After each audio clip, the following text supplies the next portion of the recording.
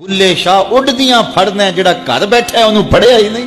वफी अनफुसिकुम अफला तुबसिरून, कहा तुम कहां उसे ढूंढ रहे हो, जरा अंदर भी उतर के देखो।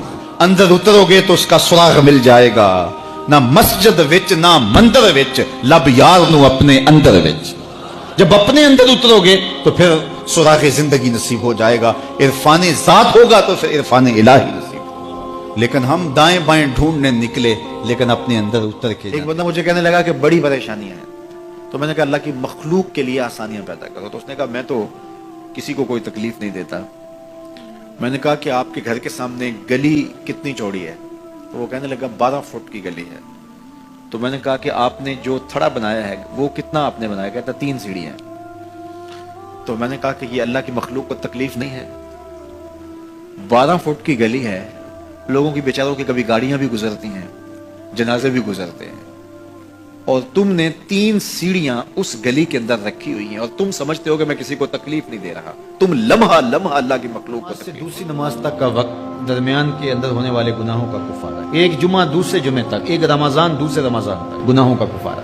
तो ये अल्लाह की करम नवाजियों के दान। बल्कि फरमाया हमने तुमको जो बड़े गुनाहों से मना कर रखा है, अगर तुम उन गुनाहों से अपने आप को बचा लो तो हम उसके सिले के अंदर तुम्हारे छोटे गुनाह वैसे ही माफ कर। एक तो है कि तुम वुजू करोगे तो झड़ेंगे, एक तो यह है कि तुम कुछ अमाल करोगे तो उसकी बरकत से ये गुनाह साथ झड़ जाएंगे। खिदमत में आया और उसने हुजूर से एक अजीब सवाल किया। उसने कहा हुजूर मुझे कोई ऐसा अमल इरशाद फरमा दीजिए कि अगर मैं वो करूं तो मुझसे अल्लाह भी प्यार करे और अल्लाह की मखलूक भी मुझसे प्यार। अल्लाह के महबूब ने उसको जो जवाब दिया उसका मफहूम सुन लीजिए। आका करीम ने फरमाया जो दुनिया में मौजूद है मुयस्सर है, उससे बेरगबत हो जाओ कि ये बंदा दुनिया में रह के भी दुनिया का नहीं मेरा है, और जो लोगों के पास है उनसे बेनियाज हो जाओ तो लोग तुझसे प्यार करेंगे। और अगर तू लोगों की जेबों पर नजर रखेगा और लोगों की दौलत में उनके माल में तुझे रगबत होगी तो फरमाया कि फिर लोग तुझसे दूर हट जाएंगे। तो अल्लाह कनात का नूर अता फरमाता शख्स को जो अच्छे और साले। आजकल वो कोरोना वायरस चल रहा है ना, तो उसके इतने इलाज आगे हैं कि अभी तक जो दुनिया के माहिरीन बैठे हैं सर जोड़ के, उनको भी नहीं पता जो इलाज यहाँ मौजूद है। कोई कहता है प्याज खाओ तो खत्म हो जाएगा, कोई कहता है फलां चीज खाओ तो खत्म हो जाएगा। तो वो कोई बंदा अरब से आया यहाँ, तो वापस जब गया तो कहा कि आप वहाँ गए थे बड़े शरीर में, तो वहाँ के लोगों के हवाल सुनाओ। तो उसने कहा कुल्लो तबीब कुल्लो मुफ्ती, सारे के सारे डॉक्टर हैं और सारे सारे मुफ्ती। फतवा भी हर बंदा देता है और हर बंदा जो है वो कोई ना कोई नुस्खा भी। लोग आए जमाने ते महबूब खुदा जिया कोई नहीं, लखा लोग आए जमाने ते महबूब खुदा जिया कोई नहीं, लखा सोने बन बन बहिंदे ने ओदी खाके पा जिया कोई नहीं।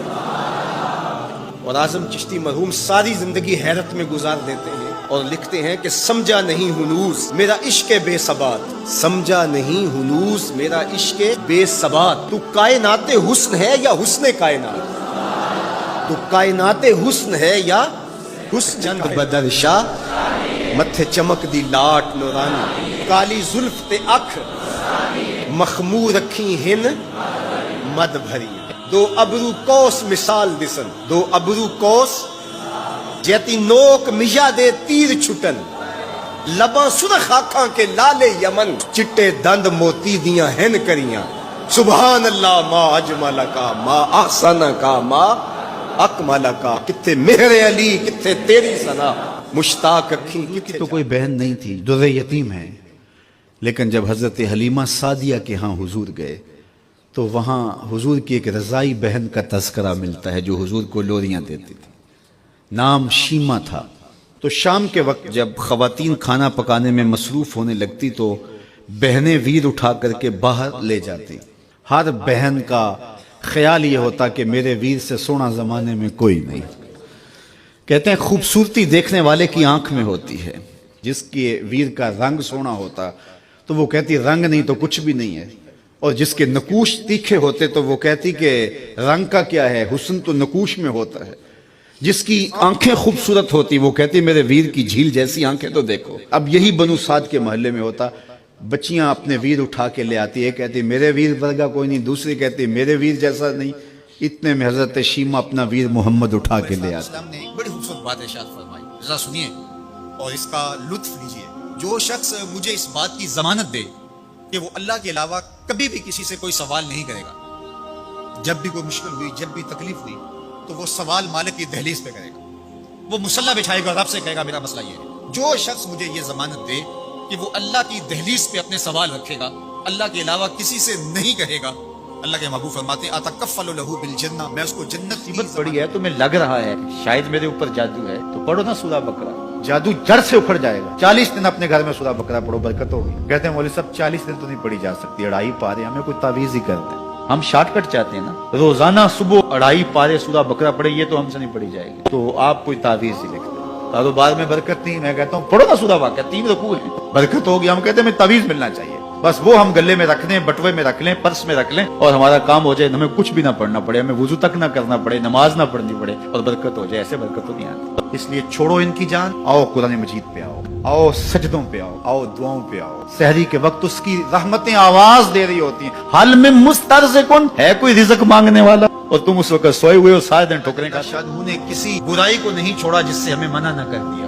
ابن عاشور نے لکھا ہے کہ جتنے بھی مفاسد ہیں, جتنے بھی گناہ ہیں, ان گناہ کی جڑ یہ 3 چیزیں, بے حیائی, منکر اور باغی. اور ان 3 چیزوں سے منع کر کے گویا سارا راستہ بند کر دیا گیا گناہ کا اور برائی کا, اور 3 چیزوں کا حکم دے کر خیر کے سارے راستے کھول دیے گئے. تو اسی ایک آیت کریمہ پہ اگر عمل نصیب ہو جائے تو پورے دین کی لطافتیں اور برکتیں نصیب ہونا شروع ہو. کے پاس ایک مسلمان مہمان ٹھہرا تو اس نے انگور پیش کیے, تو اس نے بڑے شوق سے لیے. تھوڑی دیر کے بعد وہ شراب لے آیا. اس نے کہا استغفر اللہ, میں مسلمان ہوں, میں شراب نہیں لیتا. تو اس نے ہنس کے کہا یہ جو انگور آپ نے کھائے ہیں شراب اسی سے کشید ہوتی ہے. مسلمان نے کہا کہ آپ کی اہلیہ کدھر ہے؟ تو وہ اپنی اہلیہ کو بلا لایا. آپ کی کوئی اولاد بھی ہے؟ کہا ہاں میری بیٹی ہے, اس کو بھی بلا لا. تو اس کو بھی بلا لایا. جب دونوں آ کھڑی ہوئی تو کہا کہ یہ حلال ہے تیرے لیے, اور یہ بیٹی اسی کی ہے, اور یہ حلال نہیں. تو جب اس یہودی نے یہ بات سنی, فقال اشہد ان لا الہ الا اللہ وحدہ لا شریک لہ واشہد ان محمد. وظیفہ میں نے پڑھا ہے تو وظیفہ پڑھتے پڑھتے میری طبیعت میں یہ ہو گیا. وہ بات کہتے ہیں وظیفہ الٹ پڑ گیا. بڑے وظیفے الٹ پڑھ سکتے ہیں لیکن درود الٹ نہیں پڑتا. درود ہے ہی سیدھا, یہ الٹوں کو بھی سیدھا کر دیتا ہے.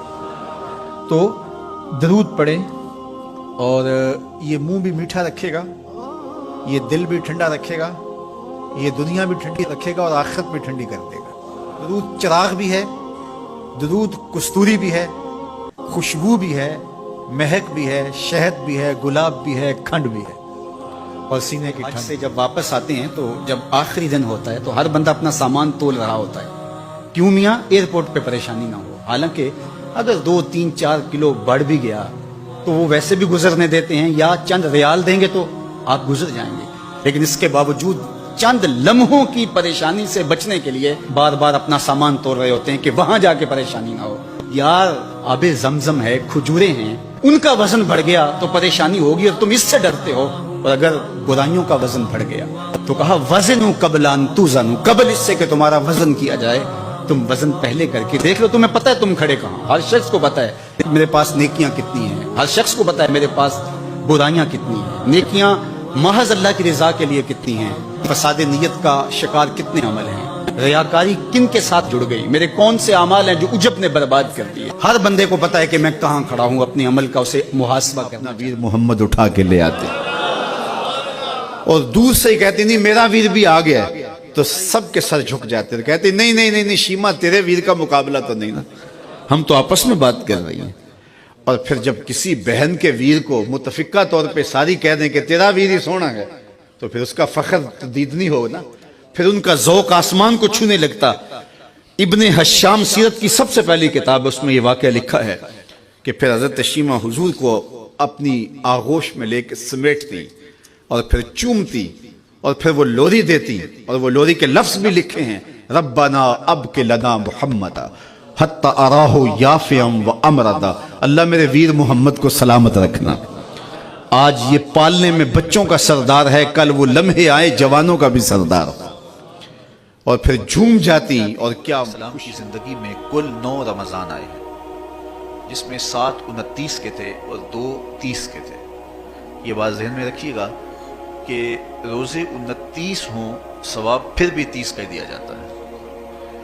تو زیادہ تر جو رمضان المبارک کے مہینے ہوتے ہیں وہ 29 کے ہوتے ہیں, 30 کے کم ہوتے ہیں. حضور کی زندگی میں 9 میں سے 7 جو ہیں وہ 29 کے ہوئے ہیں اور 2 30 کے ہوئے ہیں. تو ثواب عمر رضی اللہ تعالیٰ عنہ ایک کچی اینٹ اٹھاتے ہیں, پھر نیچے رکھ دیتے ہیں, پھر اٹھاتے ہیں, پھر رکھ دیتے ہیں. اور پھر کہتے ہیں کاش کہ میں یہ اینٹ ہوتا. حضرت سیدنا صدیق اکبر رضی اللہ تعالیٰ عنہ درخت کے نیچے بیٹھے تھے. ایک چڑیا ایک شاخ سے اڑ کے دوسری شاخ پہ جاتی, وہاں سے اڑ کے پھر دوسری شاخ پہ آتی. حضرت صدیق اکبر رو پڑے, کہا چڑیا کتنی موج میں ہے, جس شاخ پہ چاہے بیٹھتی ہے, اور قیامت کے دن تیرا حساب بھی نہیں ہوگا. کہا عرصہ قبل مصر میں کھودائی کے دوران کچھ غاریں دریافت ہوئی ہیں کہ جن کے اندر سونے کی کرسیاں تھیں اور انسانوں کی ہڈیاں ملی ہیں. تو ہم تاریخ پڑھتے ہیں تو 6 صدی عیسوی سے قبل مصر میں وہ بادشاہوں کو الگ انداز سے دفن کرتے تھے. عام قبروں میں عام لوگوں کی طرح بادشاہ دفن نہیں ہوتے تھے, بلکہ بڑا غار تلاش کرتے اور اس میں سونے کی مرصع کرسی رکھتے اور اس کی لاش کو وہاں رکھتے, اور اناج اور کھانے پینے کی چیزیں وہاں رکھتے. اور ظلم یہ ہوتا کہ وہاں چند زندہ غلام بھی اس کی خدمت کے لیے وقف کرتے اور باہر سے دیوار چن دیتے, اور پھر جس طرح وہ گھٹ گھٹ کے مرتے, وہ ایک دردناک کہانی, اس کا تصور کر کے بندہ کانپ جاتا ہے.